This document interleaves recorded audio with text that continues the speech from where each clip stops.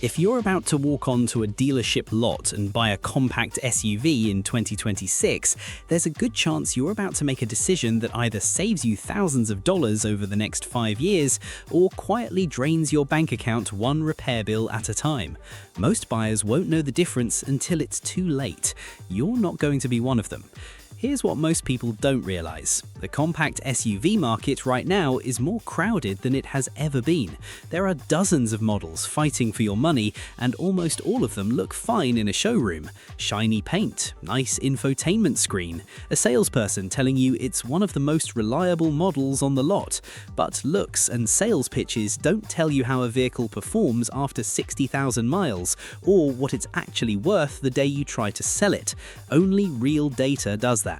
So for this video, I went through the numbers from Consumer Reports' 2026 testing program, which evaluates roughly 50 new vehicles every year using more than 50 individual tests and cross-references that with owner survey data covering approximately 380,000 real vehicles.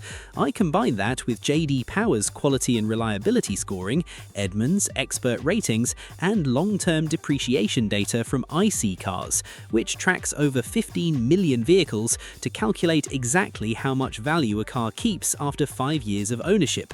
No guesswork, no dealership talking points, just the 5 compact SUVs in 2026 that actually earn your money, counted down from 5 to the single best one you can buy right now. Before we get into it, if you're the kind of person who wants to avoid getting burned on a car purchase, go ahead and hit subscribe.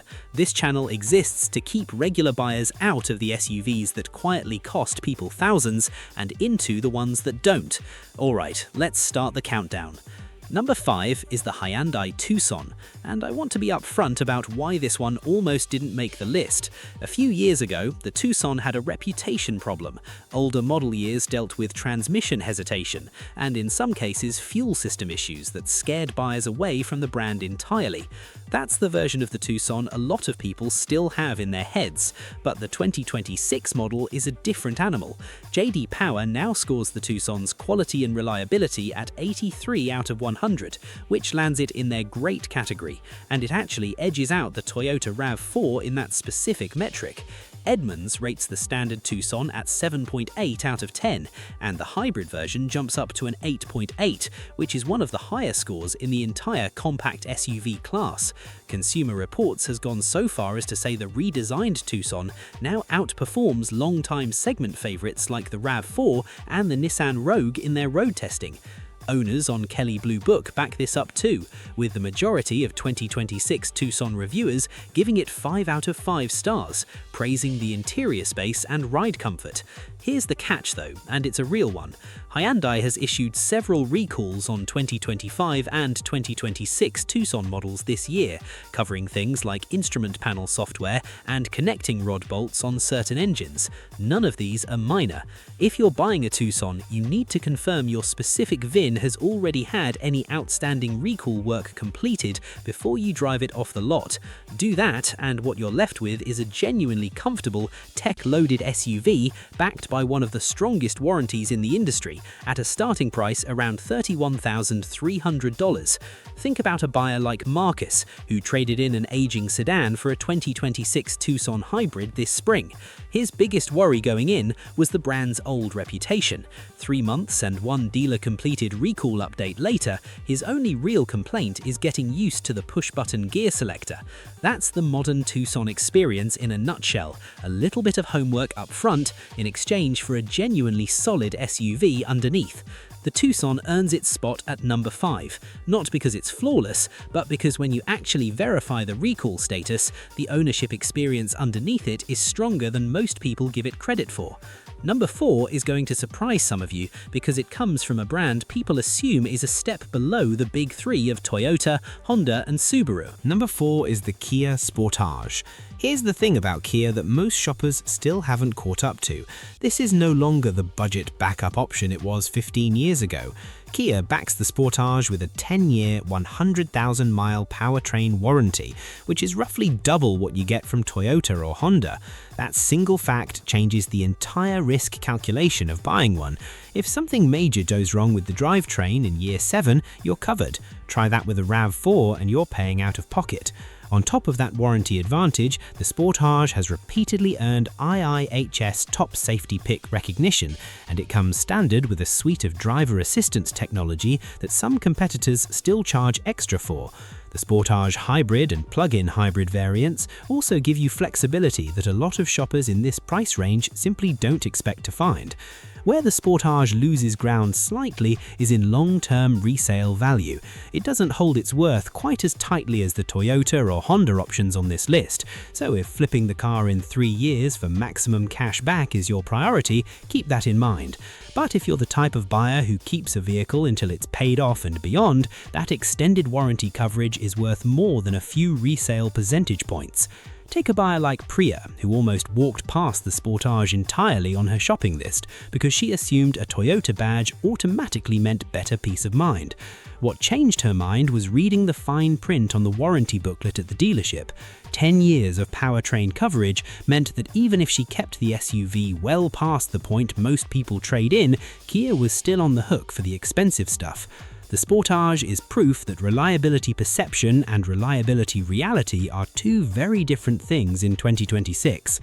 Coming up at number 3, we've got the SUV that's sold to more American families over the past decade than almost anything else on the road, and there's a very specific reason why. Number 3 is the Honda CR-V. The CR-V has built its reputation the boring way, by simply not braking. Honda sold roughly 402,000 units of it last year alone, and that kind of volume only happens when word of mouth backs up the marketing. According to iSeeCars' 5-year depreciation analysis, the CR-V retains about 71.1% of its original value after 5 years, putting it at number 3 on the list of best resale value compact and small SUVs in the country, right behind the RAV4 and the Corolla Cross. What that means in real dollars is this: a 5-year-old CR-V is still worth an average of roughly $24,755, which is over 11% higher than the category average. That's money staying in your pocket instead of disappearing the moment you sign the loan paperwork. The CR-V's reliability numbers back up that resale strength too, with owners consistently reporting low rates of unexpected repairs across Honda's annual survey data.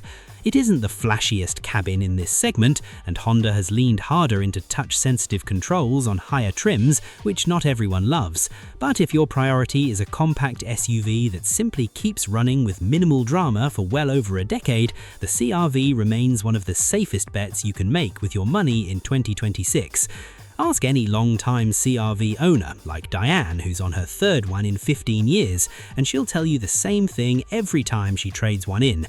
The dealer's offer is always higher than she expects, and the car has never once left her stranded. That's not a coincidence. That's what a genuinely boring, dependable SUV looks like from the driver's seat.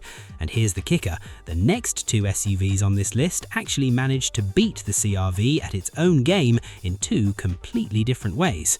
Before we get to number 2, if you're getting real value out of this breakdown, do me a favor and hit that like button. It genuinely helps this channel keep making videos that protect people from bad car decisions, instead of pushing them into one. Number 2 is the Toyota RAV4. And if you've been paying attention to the compact SUV market at all, this ranking probably doesn't shock you. What might shock you is exactly how far ahead of the pack it actually is on resale value. According to iSeeCars, the RAV4 holds on to roughly 75% of its value after 5 years, making it the single best resale value small and compact SUV sold in America, beating the segment average by more than 15 percentage points. In dollar terms, a 5-year-old RAV4 that started around $29,250 new depreciates by only $8,852 after 5 years. Compare that to a Mazda CX-5 losing over $12,000 in the same window, or a Hyundai Tucson losing over $13,000. That gap is the difference between trading in your SUV for a healthy chunk of cash towards your next vehicle, or getting a number back from the dealer that makes you wince. Picture a buyer like James, who bought his RAV4 Hybrid new in 2021 purely because it was everywhere and he figured it couldn't be a bad choice. 5 years later, when he priced out trade-in offers, he was stunned that his SUV still commanded nearly 3/4 of what he originally paid. That single number covered almost half the down payment on his next vehicle. For 2026, Toyota redesigned the RAV4 with a standard hybrid powertrain across the entire lineup, bumping horsepower up to 226 and further improving the fuel economy advantage it already held over most rivals. Consumer Reports continues to rate the RAV4 hybrid highly in testing, and reliability data suggests owners experience fewer major mechanical issues over time compared to most of the competition. So why isn't the RAV4 sitting at number 1? 2 reasons. First, popularity has a cost. RAV4s are everywhere, which means less driving distinctiveness and at times less negotiating leverage at the dealership, because demand stays consistently high. Second, and more importantly, there's one SUV in this segment that Consumer Reports' own testers now consider the single best all-round compact SUV you can buy, full stop. That's where we're headed next, and if you've been holding out for the SUV worth actually driving off the lot for, this is it. Number 1. The best compact SUV worth buying in 2026 is the Subaru Forester. Consumer Reports named the Forester its official top pick for best compact SUV in their 2026 annual 10 top picks list, evaluated against every other model in the segment on road test performance, predicted reliability, owner satisfaction, and crash safety combined. That's not a marketing claim from Subaru, that's an independent non-profit testing organization putting the Forester ahead of every single rival in the category, including the RAV4 and the CR-V you just heard about. Here's why it earns that spot. Consumer Reports specifically highlighted the Forester's spacious interior, excellent outward visibility, refined ride quality, and strong safety performance in their evaluation. On top of the testing scores, the Forester also shows up on iSeeCars resale value rankings as one of the strongest value-retaining small SUVs on the market, alongside the Jeep Wrangler, in a market where most vehicles bleed value fast. According to Copilot's depreciation analysis, the Forester only loses about 38% of its value after 5 years, meaning it holds on to roughly 62%, a rate described as a slow, steady decline rather than the sharp early drop-off you see with a lot of competitors. Subaru also backs the Forester with standard all-wheel drive across every single trim, something that costs extra or isn't even offered on several other SUVs on this list. For anyone who deals with snow, rain, or unpredictable road conditions, that's not a luxury feature, that's a genuine safety advantage baked into the base price. The interior earns consistent praise for outward visibility, which matters more than people think, especially for newer or older drivers who rely on being able to actually see what's around them instead of trusting a backup camera for everything. Put it all together, and the Forester isn't winning on one single strength, it's winning because it doesn't have a serious weakness anywhere.